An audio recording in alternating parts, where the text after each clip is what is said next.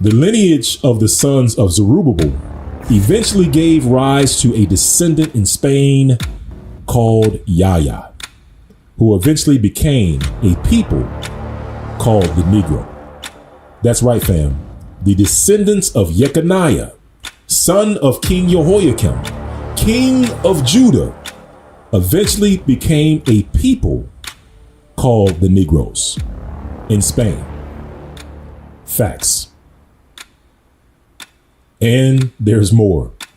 You see, fam, before the Yayas moved to Spain and Portugal, we can find them in Babylon with a particular title. Members of these brews in exile were referred to as the head of the exile. They were called by the Hebrew words Ha-Rash Gola, which means the head of the exile. As the following reference reads, definition of Nasi. And Nasi is the Hebrew word for prince. And Nasi was another title for Yahya Negro. Now, let's read the definition. It says, Nasi, in the period under discussion, a member of the Exilarch family, which means the princes in exile, which claim descent from King David. Let's drop down to where it says, Rosh Hagolah, head of the diaspora. Exilarch, right? Exilarch, princes in exile.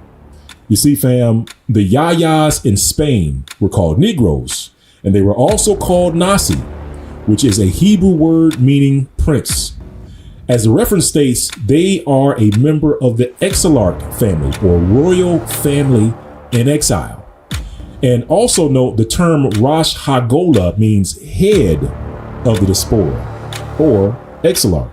In other words, the Yayas bore multiple titles, which meant princes or nobles in exile, such as Rosh Gola and Nasi. Let's take a look at the definition of the word Exilarch in the Webster Dictionary, and it reads, Exilarch, one of a line of Jewish civil and judicial rulers of the exiles in Babylon from about the 3rd to the 10th century, to whom the Jews in all countries paid tribute. And now let's read the definition of the word Exilarch in the Jewish Encyclopedia. And the following reference reads, Exilarch, title given to the head of the Babylonian Jews, who from the time of Babylonian exile were designated by the term Gola or Gulet. The chief of the Gola or prince of the exiles held a position of honor, which, recognized by the state, carried with it certain definite prerogatives and was hereditary in a family that traced its descent from the royal Davidic house or from the royal house of David. So as you can see, fam, the Exilarchs were the head of the Jews in exile in Babylon. And as you'll read in the following references, they also moved to other countries where they served as Exilarchs there as well. However, in those other countries, they were called Exilarch under a different name. However, before we read about these alternative names, let's look at the definition of Rosh Gola in the Strong's Concordance. So that's Rosh or Rosh, Strong's H7218. That's Strong's H7218. It means captain, chief, or head. And then there's Gola, which is H or Strong's H1473. That's Strong's H1473, which means exile. See, fam, it was the prince of the brews, the descendants of Jeconiah, son of King Jehoiakim, who became known as Nasi, which means prince, who then became Rosh Gola, which means the head of the exiles. As the following reference reads, and it reads, from Nasi to Rosh Gola. In fact, David pursued his aspirations to high office in a more gradual fashion.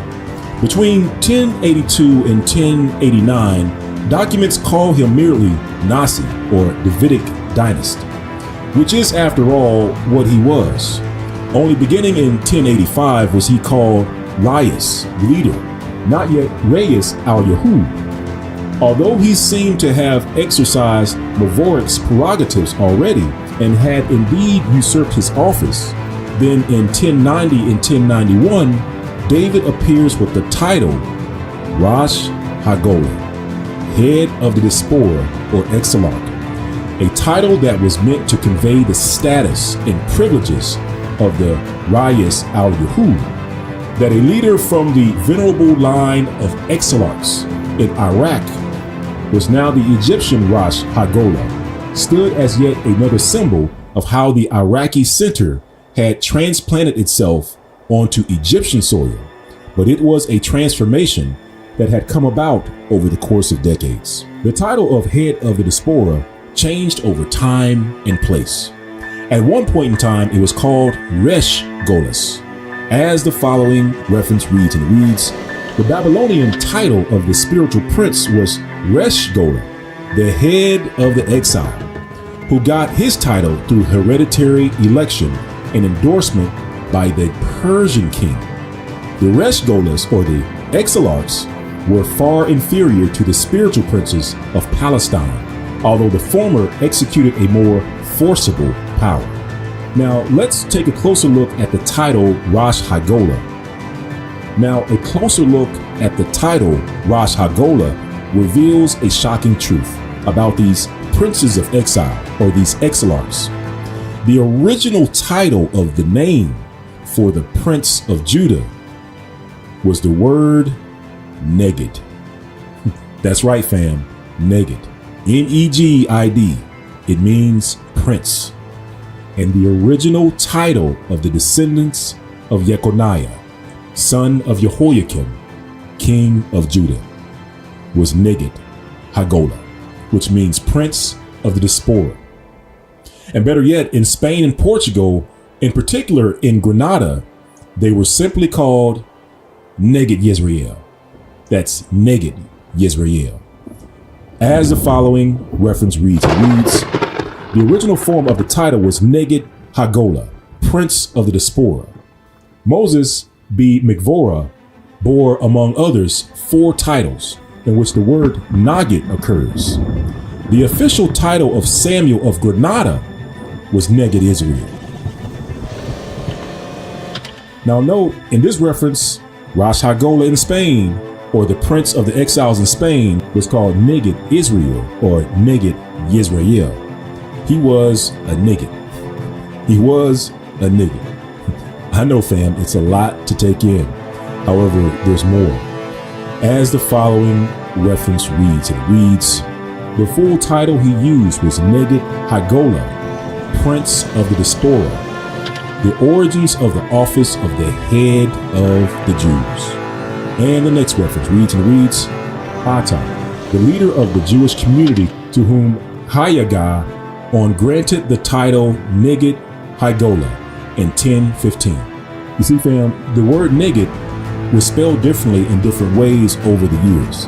Neged was synonymous with the Hebrew word Nagid, which also means prince.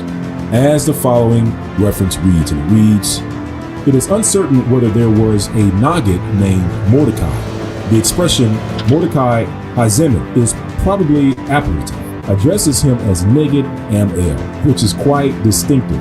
His full name would then be Mordecai ben Harabiah. He was succeeded by Abu Manassar Samuel Hananiah, who was Nagid at the time of Judah Halevi. He is not to be confused with Samuel Hanagid of Spain, as he is even in Sabari. And the next reference reads, the title captain or Neged of God's people, commonly used of David, is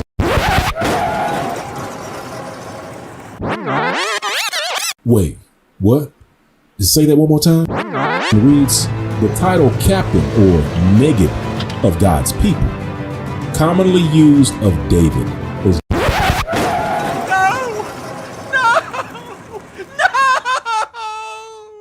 Hold up. Wait. You trying to tell me that King David, Granddaddy KD, was called Neged in the Bible? What? By the Most High? The Most High called King David Neged or Nagid in Hebrew? All right, we got to see this. Let's take a closer look. As we read in previous references, the word Nagid is used interchangeably with the word Neged. The word Nagid means prince, ruler, captain, or leader. And now let's read a few Bible verses which use the word Nagid, aka Neged.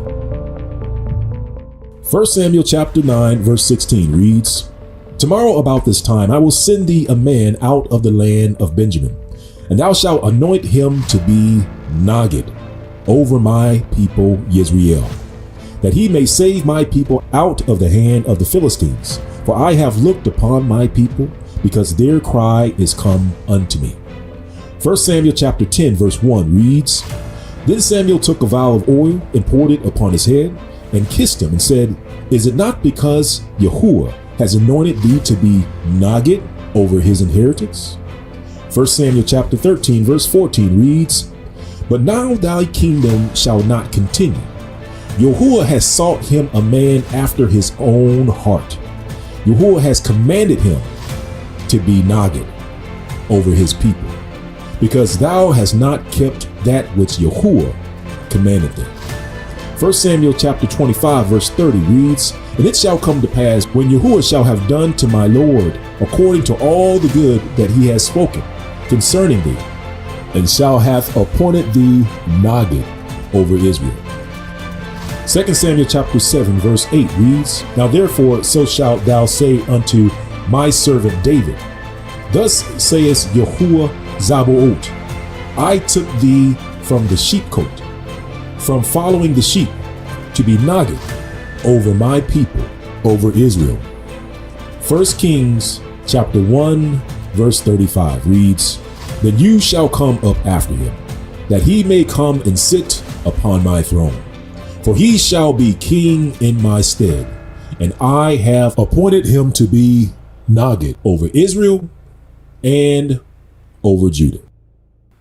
So you see, fam, King David, along with other kings and princes in Judah and in Israel, were called Nagids, and they were called Negids.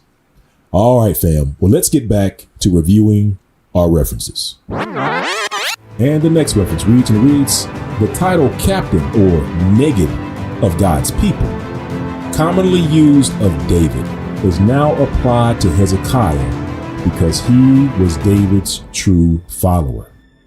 The same acknowledgement of Hezekiah's faithful following of David appears in the expression, "the God of David, thy father." And the next reference reads, "Yehuada, Negid of the Aaronites." And the next reference reads, "New sources concerning the Nagids of Kairon and R. Nissen. Nagid originally was not the name of an office, but an abridgment of a title, Negid Hagolah, the prince of the diaspora." In other words, fam, the Brews used the word Nagid to replace the words Negid Hagolah, aka the prince of the diaspora. The word Nagid is a Hebrew word, Strong's 5057, meaning prince, ruler, a leader. And the next reference reads, "The Nagid of the people of God was saved from the snare of the fowler and the noisome pestilence. He was forced to go into exile in the province Al-Fuyum for an entire year, and thereafter in Alexandria, until the time that his word came to pass." You see, fam, the people who were called Negids or Nagids were the head of the exiled Brew community of Judah. As the following reference reads, Nagid, the head of the Jewish community in Islamic countries. In the Middle Ages, beginning in the 10th century, there were Negidim in Spain, Kairon, Egypt, and Yemen, in Morocco, Algeria, and Tunisia. There were Negidim from the 16th to the 19th centuries. Now notice, fam, the words Negidim is simply the plural form of Negid. Now in the States, we will simply call them Negids. This brings us to an important point, fam. The Negid, or Rosh Hagolah, or Prince of the Exiles, they eventually moved to Spain and Portugal, where they gave rise to the Yayas, who then gave rise, you guessed it, to the Negroes. As the following reference reads, the Exilarchs. The Rosh Gola, or Exilarch, or Prince of the Exiles, was a hereditary position of honor tracing back to the royal house of David. Yahya. The two sons of the martyred Rosh Gola of Babylonia, Hezekiah, fled to Spain. They came under the protection of Yosef HaNagid ben Shamir. Skipping ahead, that is why upon his execution, his two sons sought refuge in Spain, a country where Jewish princes governed. Jews led armies in victorious military exploits, and Jewish learning was at a very high level. Skipping ahead, he lived for some time in Saragossa and was under the patronage of Shamuel HaNagid. We have no further information concerning how he might be connected to the Yahya line, other than he is mentioned as a Yahya in Shalshalet al-Kabbalah by Gedaliah ibn Yahya. Nor do we know the names of Hezekiah's two sons. They lived with Yosef HaNagid in Granada until he was murdered in 1066. One brother then went to Saragossa, where he married. His descendants became prominent in Aragon and surrounding areas. The other brother went north and then westward. The next name in his line that was confirmed is his son, Chile, which we can find on the lineage of Yahya, listed as number 45.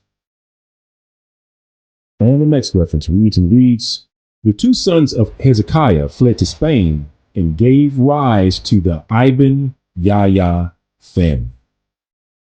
Let's read a quick reference about Yahya, where it says he flourished in Lisbon in the 11th century and died about 1150.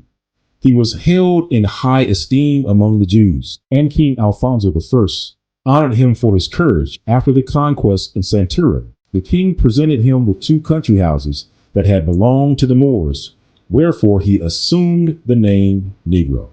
And the next reference reads, Yahya, a Portuguese family of the Middle Ages, members of which were prominent in Portugal, Spain, Italy, and Turkey. Certain individuals of the family bore the additional cognomen or last name Negro, with reference to the Moors from whom several of their estates had been obtained. The more prominent members of the family are as follows. All right, then. So let's review what we've learned so far. We learned that Jeconiah, son of Jehoiakim, king of Judah, went into captivity in Babylon. There he and his descendants stayed until they left Babylon under the name and the lineage of Zerubbabel. This event, of course, is captured in your Bible. We also learned that the descendants of these exiles were called Rosh HaGola, or Exilarch, meaning head of the exiles. Exilarch had to be from the line of King David. We also learned that these princes of exiles were also called Neged. We pointed out Yahya was also called Prince or Nasi. We then reviewed the title of the Prince of the Exiles in Spain was Neged Yisrael, or Neged Israel. We also learned that the sons of the Neged Hezekiah fled into Spain and gave rise to the Yahyas, and eventually the Negroes. I know, friend, it's a lot to take in, and most high willing, we will review additional information about the Negeds who became slaves in a later video. However, before we close out this session, I'd like to leave you with the following reference, which describe the fate of the Negeds, or the princes of Judah in Spain. As the following reference reads, whether from fancy or pride, it was supposed that the Spanish, or more correctly, the Sephardic Jews, were the posterior or the noblest tribe, and included among them descendants in a direct line from King David. Hence, the Jews looked upon them as a kind of Jewish nobility. And now these exalted ones had been visited by the severest affliction, exile, compulsory baptism, death in every hideous form, by despair, hunger, pestilence, fire, shipwreck. All torments united had reduced their hundreds of thousands to barely the 10th part of that number. The remnant wandered about like specters, hunted from one country to another, and princes among Jews.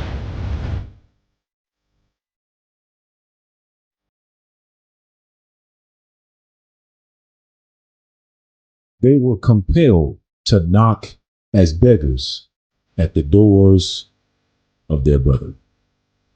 And with that, fam, I bid you shalom. Well, not shalom just yet. Not just yet. Hey, so peace and blessings, family. Hope everybody's doing well. And what I want to share with you tonight, family, is I want to share with you that the Israelites were called by multiple N-words. They were called by multiple N-words. So this very first part that you saw was to show you that even in the scriptures, the Most High Yah himself called David, King David, an N-word to lead Israel. He called him a Nagid. He appointed him to be Nagid or Nagad over Israel. King David, you are a Nagad via the Most High Yah. The Most High Yah called King David a Nagid. And in fact, if you paid attention to the references, whenever a leader was placed over Israel, they were called a Nagad. Now, Nagad, the phrasing has changed over time. And that's another thing that was brought out via these references. And that is, in some places it was called Nagid. Some places it was called Nagad. And as you can imagine, over time, sometimes maybe a D was dropped and maybe you ended up with a Nagad. And we know that wherever Israel went via the curses, that they were to be called by the bywords. And this is what you can find on the screen, which is Deuteronomy chapter 28, verse 37. But we'll read this in context. So we'll start at verse 35, and it reads, "And Yah shall smite thee in the knees and in the legs, and a sore botch that cannot be healed for the sore of thy foot unto the top of thy head." Verse 36, "Yah shall bring thee and your king, which you shall set over thee." So Yah is going to bring Israel and their king. Remember, the king is called the Nagad, the Nagid by the Most High. Yah shall bring the king or the Nagad, which thou shalt set over thee, unto a nation which neither you nor your fathers have known. There shall you serve other gods or gods of wood and stone. Then verse 37 reads, "And you shall become an astonishment, a proverb, and a byword among all the nations, whether Yah shall lead thee." Hallelujah. This, family, this is a critical key verse. You shall become an astonishment, a proverb, and a byword among where is Israel to become an astonishment, a proverb, and a byword? Among all the nations where Yah shall lead thee. So wherever Israel was sent into captivity, that's where Israel would become those bywords, right? So we know that even in Spain and Portugal, we talked about how the Israelites were in Spain and Portugal in great numbers. Predominantly, it was the southern kingdom. It was the tribes of Judah, Benjamin, and Levi. For the most part, it was Judah, but Judah, Benjamin, and Levi were over in Spain and Portugal. Then, of course, in 1492, of course, you know about Columbus sailing the ocean blue, but in 1492, this is when things started going sideways for the Israelites. The curses had caught up with them. They started getting into, unfortunately, up until that point, they started getting into the Talmud.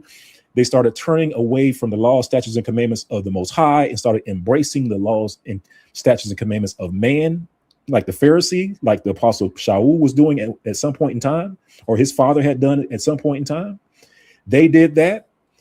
The curses started befalling on Israel in Spain and Portugal. You started hearing things about the Black Plague.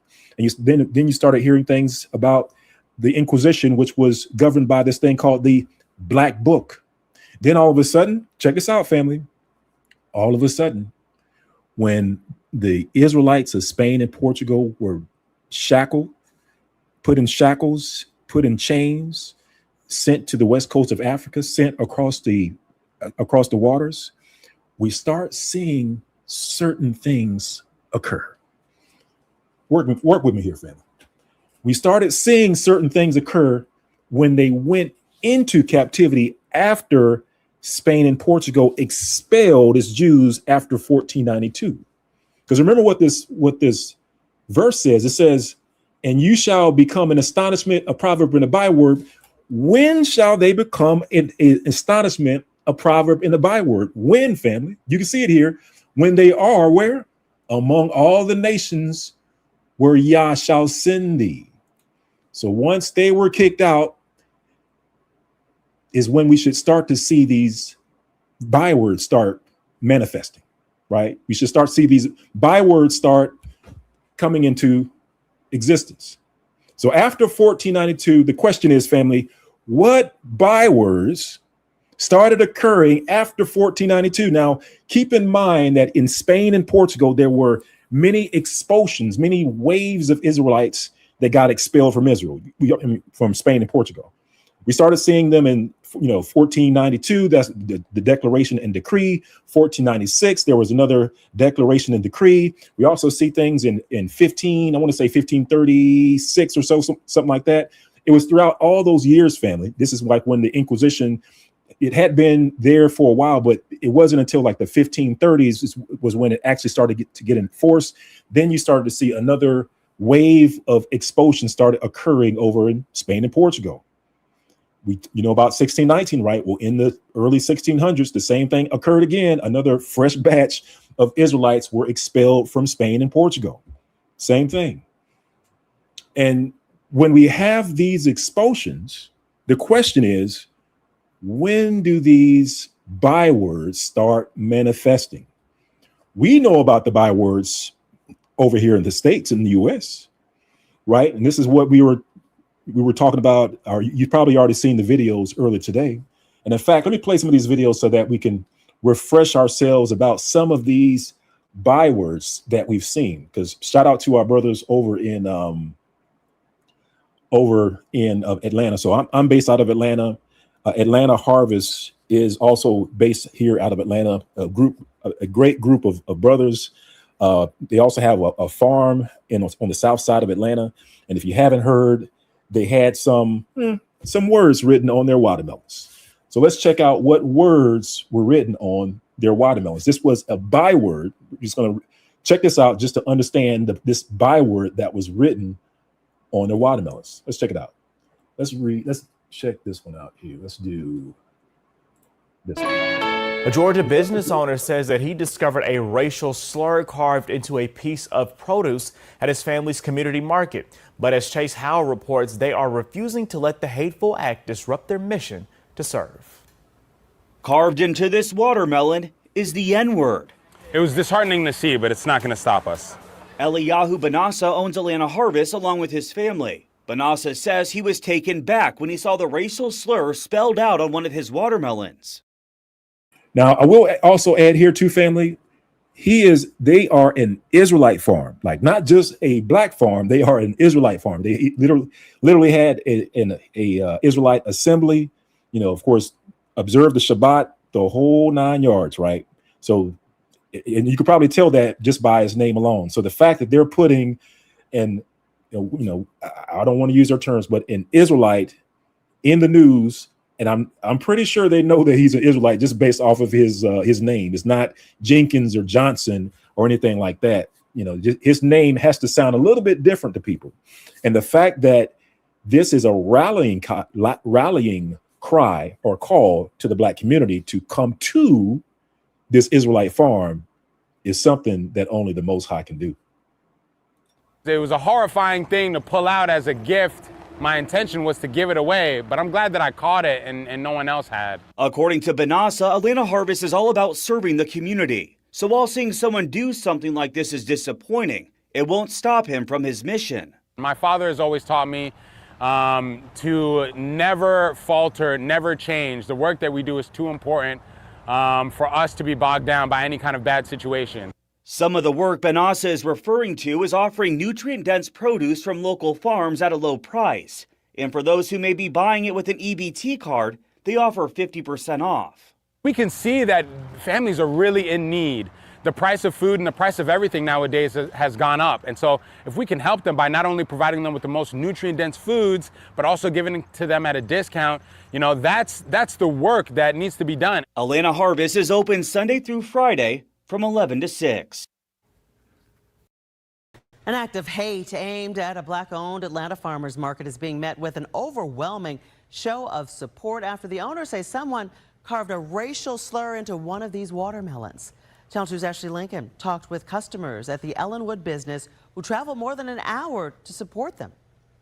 Your business has finally started to slow down out here all day. The community has been showing up in numbers to support this locally owned, Black-owned farmers market after they say someone carved a racial slur into a watermelon. We got some plums, definitely a watermelon, big watermelon, some sweet potatoes. Yeah. It's an hour-and-a-half drive from Barnesville, Georgia, but Stephanie Wiley says making the trip was an easy decision to support a Black-owned business targeted by a racial slur. We saw it on social media, and for one, it's Black-owned, and we definitely want to support our Black-owned businesses.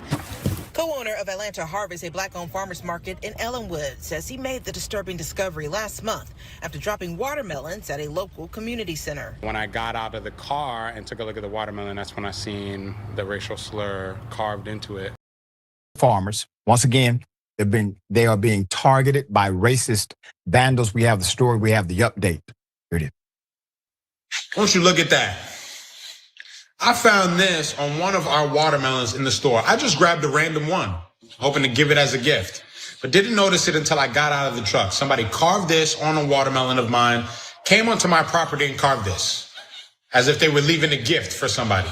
The audacity. I've never had to deal with such blatant disrespect. The monstrosity. Serving the community for almost 20 years, me and my family, doing nothing but helping and feeding and caring for people. And this is the gift that somebody leaves me. It's a damn shame. Put it up for a mass. And so the thing to take away here, family, when we look at this, is that we can see that this is, of course, it's enraging the Black community as a whole, but it's also bringing focus to an Israelite community, and they don't even know it. They don't even know it. Praise be to the Most High Yah. And it's interesting that they decided to carve that word on a watermelon of all things. A watermelon. I mean, we know that throughout the years that watermelon is always synonymous with Black folks. It's synonymous with slaves. It's synonymous, synonymous with Black folks. But what you may not know is that watermelon is also synonymous with Israelites. Yeah, with Israelites. So let me take this off the screen. Hang on one second, family. See if I can remove this one here. Let's put this one back on the screen. And let me expand it. So as I said before, watermelon is synonymous with Israelites in captivity.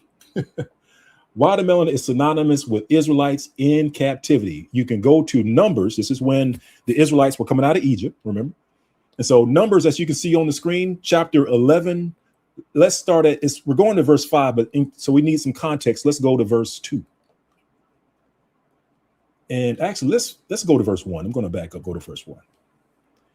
And it reads, Numbers chapter 11, verse 1. It reads, and when the people complained, it displeased Yah, and Yah heard it.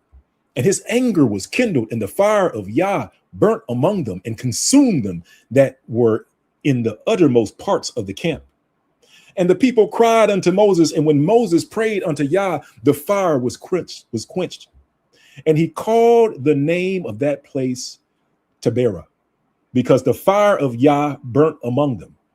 Verse 4, and the mixed multitude that was among them fell a lusting. And the children of Israel also wept again and said, who shall give us flesh to eat? Verse 5, we remember the fish which we did eat in Egypt freely, and the cucumbers, and the melons, and the leeks, and the onions, and the garlic. So here we have Israelites complaining about melons. Well, the question is, what kind of melons is referenced in Numbers chapter 11, verse 5? Let's go down to Numbers chapter 11, verse 5. If you scroll all the way down to the bottom, you'll find the Strong's Concordance associations with the names. So you see where it says melons. Hopefully you can see it on the screen. So I'm going to click on it. And you can see this is Strong's number H20. So Strong's H20. And as we read, it says, when it says melons in that scripture, this is what it means. It means watermelon. Watermelon. Did you know that the watermelon was over in Egypt during that time? Oh, did you know that watermelon, the color of watermelon isn't red? Like that's not the natural color. The natural color of watermelon is not red. It's like either a yellow or like an orange type color. And those colors are more nutritious than the red watermelons. And they have benefit for your bodies when it's the original color. But that's a story for another day. But in any case, the Israelites ate watermelon. They were craving for it. When they came out of Egypt, they were complaining, man, where's my watermelon? Israelites. So needless to say, when people joke and start saying things like, oh, you black folks, y'all love watermelon. Well, so did the Israelites. Check your Bibles. Let them know. Let them know that the people of the Most High loves them some watermelon. Maybe you should too. But let's keep going, family, because again, we're focusing in on these bywords. So we saw that these, bywords that were carved on the watermelon, and also because, this issue occurred in Atlanta. And just so that you know, it's not in Atlanta, it's not just the watermelon that folks are wanting to put the N-word on. They're wanting to put the N-word on some other stuff. You got to check this one out too, family. Let me play this one for you. Someone said the fact that this is a real company is insane. So it says Big Nigga Burgers, bro. Argentine food chain Big Nigga Burgers is reportedly opening a store in Atlanta, which I found funny because from what I know about Argentina, they had a black genocide. This isn't all that surprising. Just look at the history of Argentina and its hatred/genocide of its black population during its war. Just adding, those folks that killed those other folks in that big war, they fled to Argentina, the ones that made it out. I know I'm mainly referring to their other wars during the 1800s. All right, so I will go give y'all the real's real about this because I know exactly what he was talking about. Closer look at that fucking chum bucket burger, though. Shit looks disgusting. Throw it in the fucking trash. We don't want it. Get it the fuck out of here. Hey, Atlanta, what's something big and black that you'll try to swallow whole? Whoa, pause. Hey, yo, what they got going on? Our Smash Burgers coming soon to a store near you. And their first location here is in Atlanta. So they were like, yeah, let's take it to Nigga Town, USA. And we hate black people from... All right, I'm going to get into the article. Black genocide, the true history of the whitening of Argentina. All right, class, hello. Let's get it going. In a striking metamorphosis, Argentina has become synonymous with whiteness in South America. The country reported a mere 0.365% of its population as Afro-Argentine in the 2010 census. Less than 2 centuries ago, black individuals comprised over a third of Argentina's population in 1800. Argentina's tumultuous journey from a diverse Afro-Argentine enclave to its current status as one of the whitest nations on the continent is a haunting tale of genocide and calculated devastation. This transformation exposes a past of strategic Afro-Argentine suppression through government policies and historical amnesia. All right, this section is called Blacks Do Not Exist. Today, many Argentinians hold the erroneous belief that Argentina neither participated in the slave trade nor witnessed the presence of Afro-Argentinians, as if they had left the country naturally. Such misconceptions persist despite historical evidence. Former Argentine President Carlos Menem once shockingly declared in Argentina, blacks do not exist. That is a Brazilian problem. The president of Argentina! The prevalent perception within and beyond Argentina is that of a predominantly white European society, Buenos Aires, the nation's capital, often earns the moniker Paris of Latin America in popular culture. However, this image is a product of the ugly racism that systematically erased Afro-Argentinians from the nation's fabric. Argentina's African roots and the role of enslaved Africans. The roots of this enigma trace back to the 16th century when the Spanish colonized Argentina. During this period, Spain relied heavily on enslaved Africans to sustain its colonies.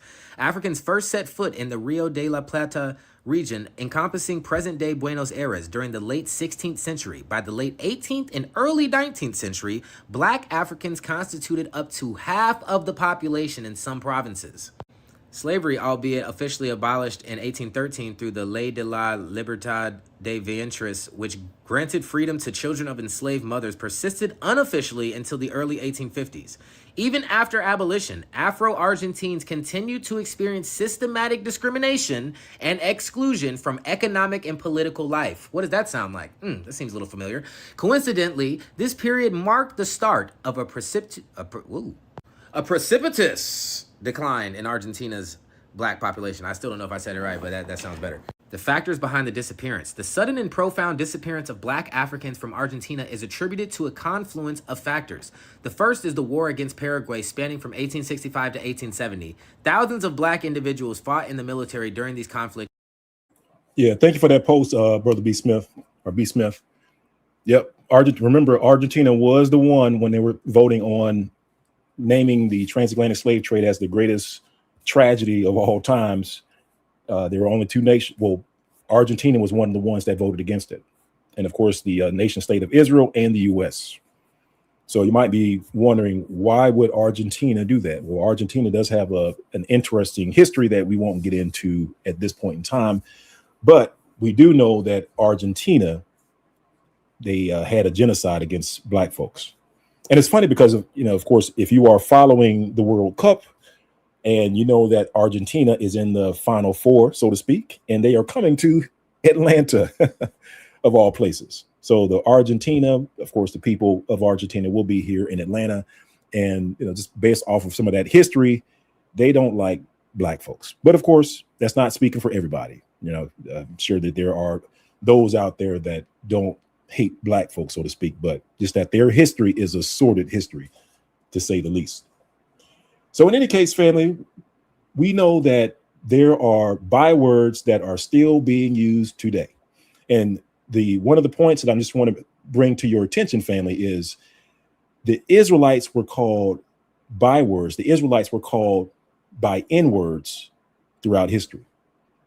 Not only that, these N-words particularly started after the Israelites went into captivity, just like the scripture said.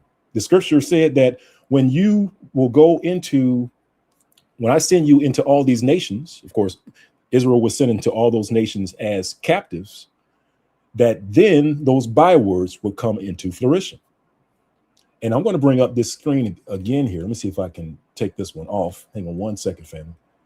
Let's see if I can remove this one and bring this one back. And let's see here. So we were reading this before, just to get an idea of what the timing was like. It says, and thou shalt become an astonishment, a proverb, and a byword. This was Deuteronomy 28, verse 37. Among all nations, whether Yah shall lead thee. So when Yah sends Israel into captivity, those bywords will come into effect. And just to show you how true and real this is, so we know about the N-words, right? And we can take a look, even Negro. So Negro was a byword for so-called African Americans here in the States and abroad. And so the question is, well, when did Negro start meaning or referring to us?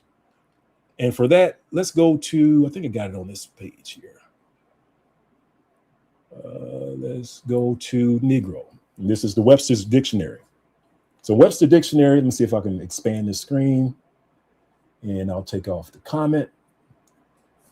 And the point here is just to show you that when we take a look at the word Negro didn't refer to us until, you can see it here, the year 1555. So after the Israelites were expelled from Spain, this byword becomes a byword in 1555 to refer to a people that's in Africa.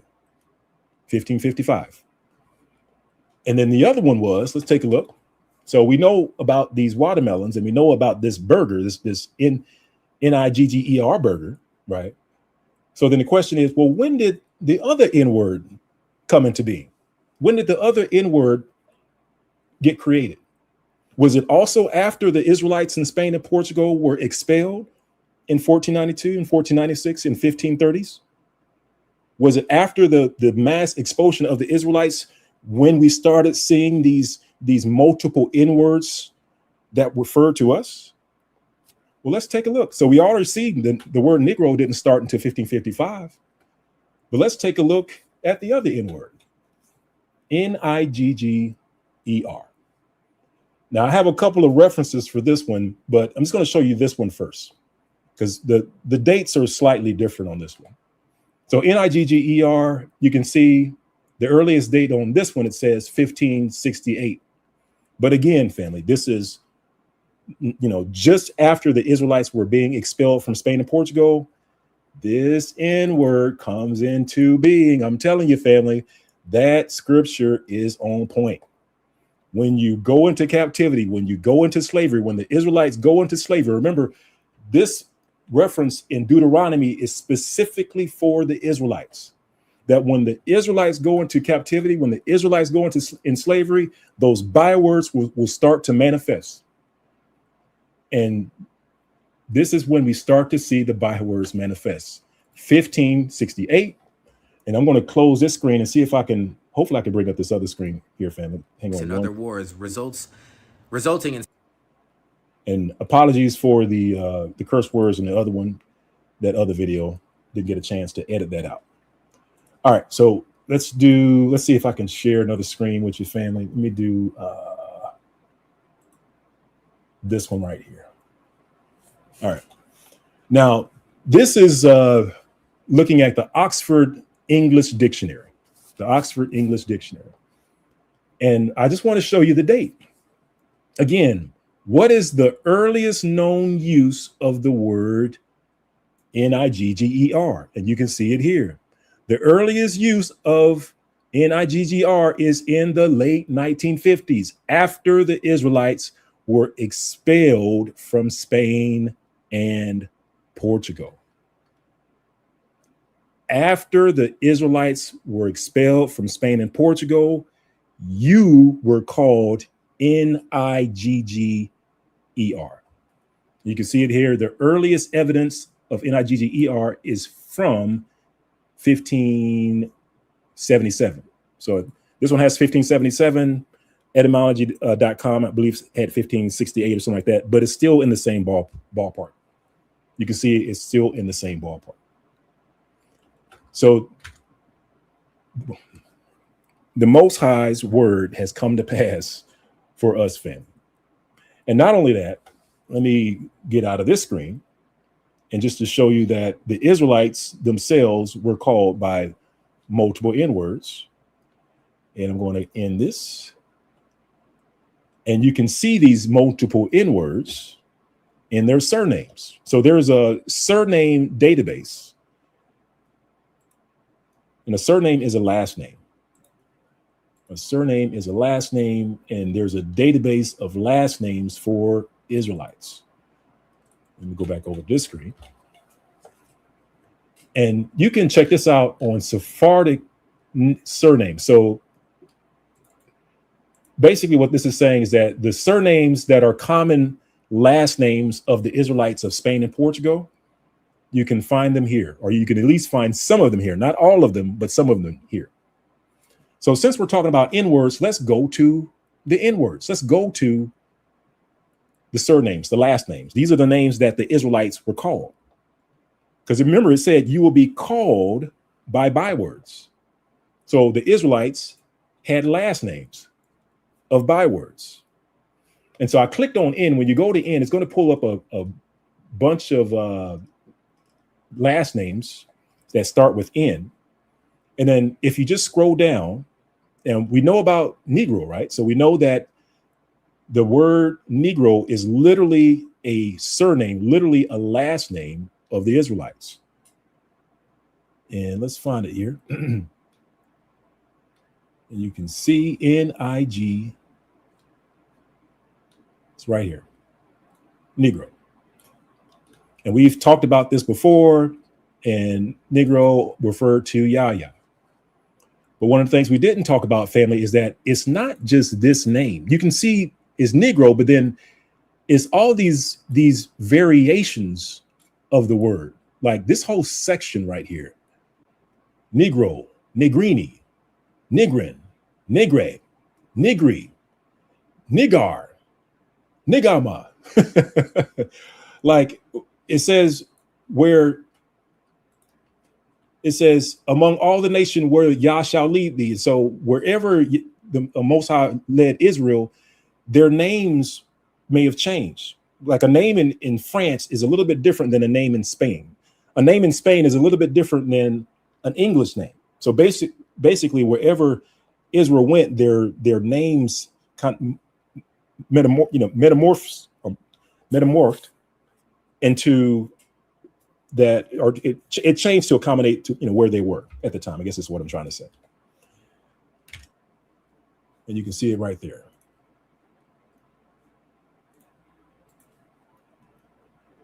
Negrini. All right. So wanted to bring that out to you, family.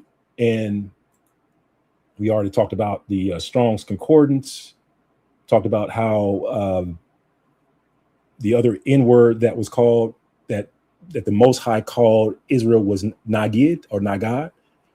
The person that led the Israelites were called Nagid or Nagad by the Most High. And even Nigger is a term that you can also find in Ethiopia, which means king as well. So again, wherever Israel went, those names changed. So in Ethiopia, it changed to Nige, to nigger, to mean king, to mean prince. Same thing. So that's it, fam. Just wanted to bring that to your attention. I know that's catching some traction in the press. So praise be to the Most High for giving highlight and shine to our brothers and sisters here in the state of Georgia at the Atlanta Harvest. If you are here in the state of Georgia, just want to invite you to come out and support our brothers and sisters at Atlanta Harvest. They have an awesome farm, awesome family that's down there, awesome elders that are down there as well. So definitely go down there and support them, please, family. They are an Israelite farm. They're not just a black farm. They are an Israelite farm. So they are our own. And right now, the black community, especially here in Georgia, in Atlanta, they are supporting them en masse because that N word showed up on a watermelon that the Israelites like to eat in the scriptures. So just putting that out there, family, just to let you know that sometimes the things that point to you being Israel is right there in front of you and you don't even know it. Hallelujah. Well, that's it, family. Like I said, just wanted to bring that to your attention. Just one quick announcement before we hop off here. I do have an update for the Moedim release. So the first chapter or the first episode of Moedim will be dropping soon. I think what I'll do on that one, family, is I'm going to release that one across all the platforms initially, at least for the first chapter or episode. And then after that, it'll be on our Patreon channel. But the reason why I want to release it across all the platforms is just to give you an idea of what Moedim series will be about or like. It's going to be different. We're going to look at scripture in a totally different way. And you will see things in the scriptures that you never, I promise you, it's going to be different. It's going to be different. So anyway, but yeah, it should be coming up here pretty soon. Should be coming out hopefully this week. Just putting on the finishing touches. Was up pretty late last night working on it. Just trying to balance a whole bunch of stuff, family, but it doesn't seem to be enough time in the day to get all this stuff done. So anyway, but yeah, should be out there pretty soon. Just be on the lookout for it. And also we'll have an update about, Black History case files and things like that. So just be on the lookout for that. Always, family, thank you for your thoughts. Thank you for your prayers. Thank you for your support, family. Definitely like and subscribe. Check your subscription. YouTube does what YouTube does. They always try to unsubscribe folks. They constantly do it. I've had thousands and thousands of folks unsubscribe from the channel, and you can actually see how they're doing it. And it is very, it's malicious, but it's their platform. This is why we need to support platforms such as HebrewConnect.tv. That's HebrewConnect.tv, built by Hebrews, by Israelites, for Israelites, actually just for the public in general. So it's a platform that you can't, you won't be censored like the world censors you. So once you put something out there, it'll be out there. It'll be available to all the folks that's on HebrewConnect.tv. And then also, I believe the AI tool is called Anisha. That's the new tool that's out there. So definitely go out and support that one. And trying to think, we do have some other things out there to support. I'll try to get a list together just so that we know what's out there and how to support and things like that. Yeah, so just stay tuned for that. All right, anyway, peace, love, and blessings. And let me just bring up my my closeout video. I forgot to bring that one up. So just give me a couple of seconds while I pull this one up. But hopefully that's just kind of gave you some additional information as to these names, these bywords that are popping up, and just to show you that these bywords, they didn't show up, family, until the Israelites were kicked out of Spain and Portugal. Love you, family. Peace, love, and blessings. Shalom.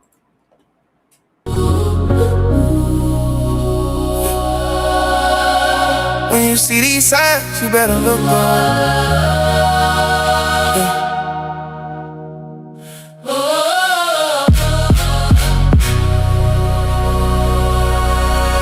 When you see these signs, you better look up. Yeah, I've been walking through the fire, clothes smell like doubt. Seen the waves over my head, and still I never drown. Mama praying in the kitchen, tears on the tile. Say the world getting darker, but that's been for a while. Scroll for the rumors, every headline war. Everybody got a platform, nobody sure. I've been hearing in my spirit, boy, your time close. Got my eyes past the clouds, I don't ride low. Used to chase change, now I chase change. Used to pop pain, now I drop shame. I was stuck, I was broke in my own mind. Then he said, watch close when I show signs. When you see these signs, look up. Your redemption's getting near. Don't run, keep your head to the sky. Don't fall, yeah, we made for the storm. Stand bold. When you see these signs, look up. Every tear, every scar, that's love. He gon' pull you out the dirt, no fear. When you see these signs, know your redemption here. Yeah, I remember late nights, eyes red, no sleep, heart heavy like the rent, pain 7 feet deep. Homies lost on the corner, stuck in the loop. I was one bad choice from the same root. Then I heard that still voice in the backlash. So now Christ, that's past tense. Every time I slip, grace says stand up. Every time I trip, he still manned up. See the storms getting closer, I don't panic though, cause the hands on my life set the tempo. Prophecies playing out, I ain't surprised. I just tighten up my walk, keep my lamp high. Look up. Your redemption getting near. Don't run, keep your head to the sky. Don't fall, yeah, we made for the storm. Stand bold. When you see these signs, look up. Every tear, every scar, that's love. He gon' pull you out the dirt, no fear. When you see these signs, know your redemption here. I've been down bad, he was still that close. I was off track, he was still that road. I was lost, but I never left his sight. Every sign's just a signal in the night. Hands up high when the sky turn red. Even if I'm hanging on by a thread, I know who gon' catch me if I drop. So when I see the signs, I look up, not to stop. Your redemption's getting near.